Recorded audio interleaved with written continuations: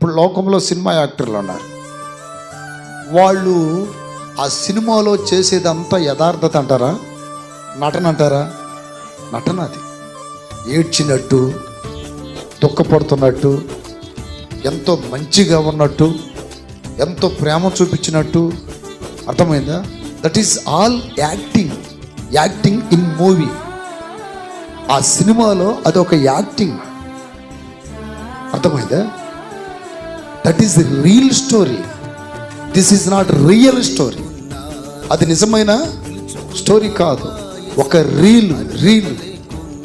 రీల్కి రియల్కి తేడాని చెప్పమంటారా?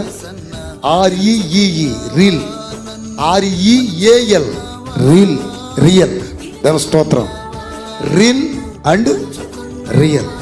రియాలిటీకి రీల్కి తేడాని తెలుసా?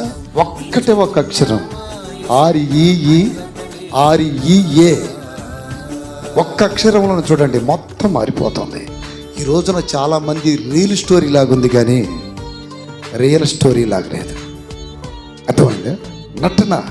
ఇప్పుడు వాళ్ళు ఎంతో యాక్టింగ్ చేస్తారు, వాటికి మళ్ళీ Oscar award, Nandi award, Padma Bhushan, Padma Vibhushan, తర్వాత చాలా అవార్డులు ఉన్నాయి.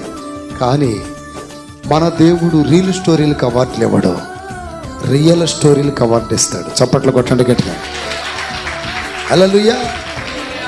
ఏ స్టోరీకి అండి? రియల్ స్టోరీకి. అదే యథార్థమైన జీవితానికి.